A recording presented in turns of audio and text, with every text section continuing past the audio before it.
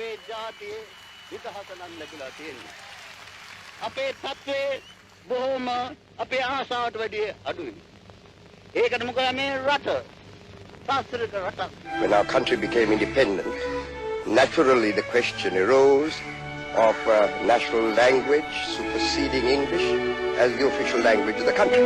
ආත්ම ගෞරවය ඇති ජාතියක් වශයෙන් සිටීම හා නොසිටීම පිළිබඳ අවසාන තීරණය බොහෝ දුරට රැඳී තිබෙන්නේ අපගේ තරුණ පරම්පරාවේ අධ්‍යාපනයේ කාර්යක්ෂමතාවය, ආයාසය, ජාති අනුරාගය, විනයගරුකත්වයේ මතය. රක්ෂාව නොලැබුණ තරුණයන්ට රක්ෂාව ලබා ගැනීමට තමන්ගේ ශ්‍රමයෙන් තමන්ගේ උත්සාහයෙන් ආදායමක් ලබා ගැනීමට ක්‍රම අද යොදලා තියෙනවා. ඒ සමාජයේ මම ගොඩනගන්නට බලාපොරොත්තු වෙන්නේ දුගී දුප්පත්කම පිටු දැකීම. තරුණ පරපුරේ සමාජිකයින්ට අප රටේ සංවර්ධනයේ ආර්ථික සැලැස්මේ අප සමාජයේ දේශපාලන ව්‍යුහයේ බාර දිය යුතුයි. නමුත් අපේ ගමේ මනුස්සයගේ සංවර්ධනයටත් අපිට අවස්ථාවක් දෙන්න.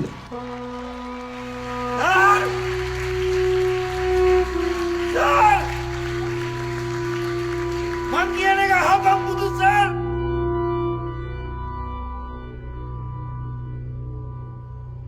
මං හිතුනේම බයෙන් සර්. ඕඩියේ ඉඳලා කිසිම විභාගයක් මං පාස් නෑ සර්.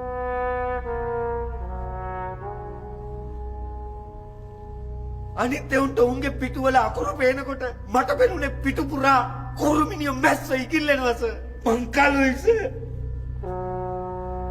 කොටයි.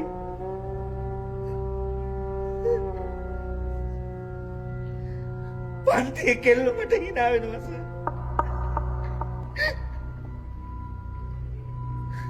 අපේ පන්තියේ සර් පොසත් පවුල්වල වස කොල්ලෝ මට වතුර බෝතල් දෙනවා සර් පුරෝගෙන එන්න. සල්ලි දෙනවා සර් කැන්ටිමේ පොලිමේ ඉඳලා ඒගොල්ලන්ට කෑම ගේන්න. ගෙනාවම මට ටිකක් දෙනවා සර්. ලොකු කොල්ලෝ සර් මාව දානවා සර් ගහ ගන්න. මම පැන ගුටි කනවා සර්. එතකොට ඒ අයියලා hina වෙනවා. අයියලා hina වෙනකොට මට බය නෑ සර්. මම